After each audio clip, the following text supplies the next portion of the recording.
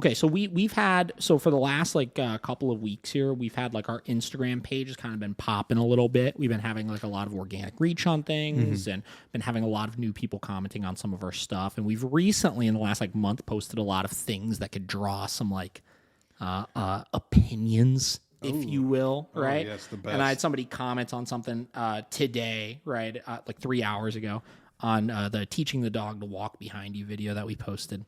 And they said, with claps, right? Oh, God. Hold on. The walk is for your dog. WTF is this advice? Why are you teaching a dog to walk behind you with an e-collar, let alone at all? Does your dog really need to be behind you on a walk? That's meant for them to be a dog and explore and sniff and feel comfortable moving freely. Why do you even have a dog? Okay, so you go on the person's This is a real page. person? Real person. Dog trainer duo. It's a professional, force-free, balanced canine trainer. Where's the balance? I don't know. So... Oh, boy. That's a good point. Yeah, force-free balanced canine trainer. I've never heard that one before, right? So whatever. So here's the thing. This led me to some thoughts because we got somebody else that commented somewhat recently just saying, let me see if I can find it. I don't know if I can find it. The dog, or that just simply said, the walk is supposed to be for the dog. Right? So let's break this down real quick. Let's break down the walk, guys. Okay. And the purpose of the walk, in my opinion, right? Just to answer this question, right? So first off, to answer the initial question, right? Does the dog need to walk behind you? Short answer to this, no, they don't have to, right? Yeah. Now, what was my logic for teaching this for such a long period of time and still implementing this with some of my clients, right? The number one problem that I would see people come in with is they would have sloppy heeling. Most trainers out there could not find a way to articulate in as clear of a way possible to their clients exactly where the dog needed to be, right? Because traditional heeling is kind of gray, right? Yeah. If you look at it, like a lot of people preach this position of like legs in line with your hip or like, you know, nose not passing your knee, or there's all sorts of different standards as far as where you should hold the dog to with it, right? Yeah. Where when you look at a dog walking in a position of being behind you, that is a more natural thing for a dog to do, right? You get into then the mentality of the walk and the mentality of the heel position, right?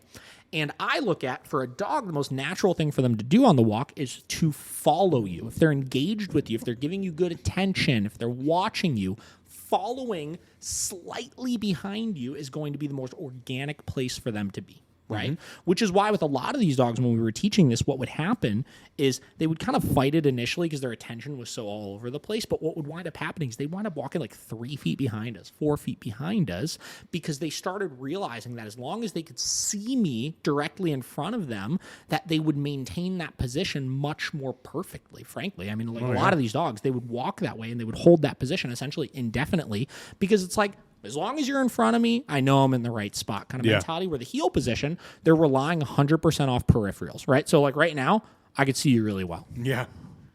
Let's look at heel position. We're like in line with each other. This is not as easy. Yeah. No. This is tricky, right? Yeah.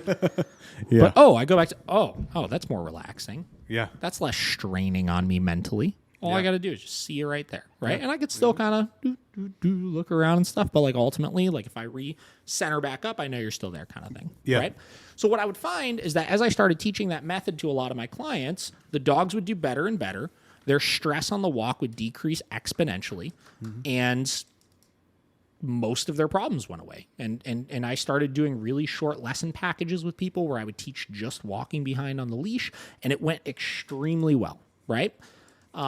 The reason why I steered away from it is only because there are some dogs out there that they didn't need, as the owners weren't struggling as much with teaching the walk or seeing that expectation. And I started realizing that I could also, with some of these more easy dogs, get the owner to see and visualize and understand that the heel position had nothing to do with the actual position that they were in, and it had more to do with that attention aspect. Yeah. And frankly, as the dog started getting better with it, they still organically would start to put themselves behind us, right? Yeah. So as far as why we would teach them to walk behind us, that was the mentality with it. And again, to this day, has been an extremely successful technique that, frankly, this method in this video, literally I freaking created.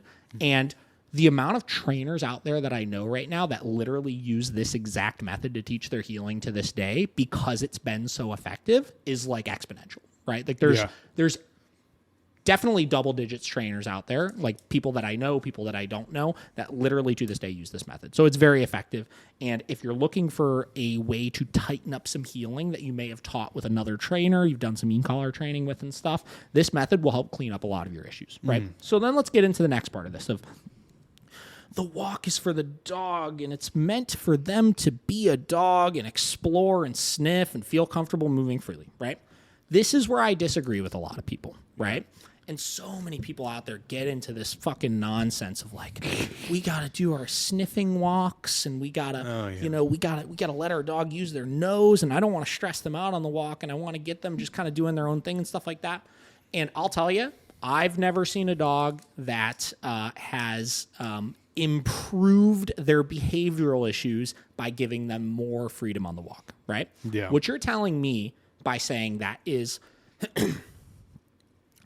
well, I can't get my dog to listen to me on the walk. Yeah. So I'm just going to let them do whatever they want to. That way they're not doing anything wrong. That way I could say that the dog is trained in listening to me, even though they're not doing anything. Yeah. Right? So in my opinion, what I've always taught people, right, is that the walk is for, and also here's the thing, right?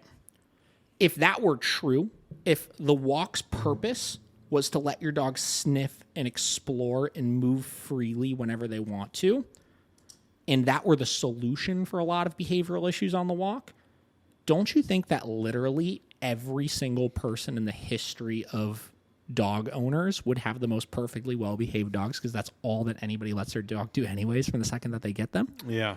Right? So we know this is not the case. Now, I'm not saying sniffing doesn't have its purpose on the walk. I'm not saying that we don't want to give dogs freedom on the walk sometimes to like relieve themselves or explore or do things like that, right? But what I'm saying is I'm not posting freaking videos teaching leash walking and teaching, walking behind you and teaching proper heel position and all that kind of stuff because I don't want dogs to sniff on walks. I'm teaching these things and I'm posting these videos because most people struggle getting their dog under control on the walk, and all they've ever done is the latter of getting the dog to do whatever they want, and they can't reel it back in when they need to, right? When I go hiking with my dogs, 90% of that hike is them exploring and sniffing and doing whatever they want to do, right? But that's because they proved themselves, and I know I can get them into these positions if I need them to, and I know I can get them focused in when I need them to, right? So I always tell everybody the purpose of the walk is not just to physically stimulate your dog, but to mentally stimulate your dog at the same time, right? Physical stimulation is such a small piece of the puzzle, right? Physical stimulation does nothing to engage the mind, though, which is why I could work out first thing in the morning for an hour and have a really hard workout and immediately go to work after and be fully engaged and mentally prepared to take on the day. Yeah. It does nothing to long-term tire me out, right?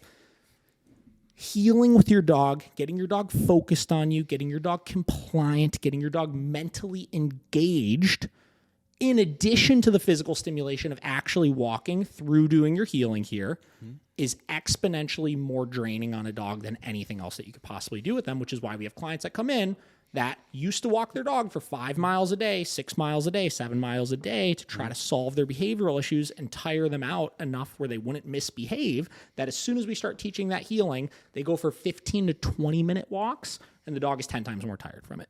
Yeah. And that's actually what solves the issues. Yeah. So this is why we teach this stuff, right? And again, That's why we preach this stuff, and that's why I get into these things over and over again when people tell me this stuff. I'm not saying don't fucking do those things.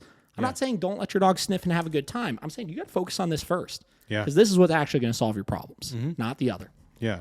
The other way is to let them do that is more of a, you should look at it as a reward, not the way to do it. Yeah, and that's why we structure it out that way as well, where, first 30% of the walk is going to be healing, middle 30% is going to be some freedom, letting him sniff, letting him go to the bathroom, and remaining 40% of that walk is going to be healing.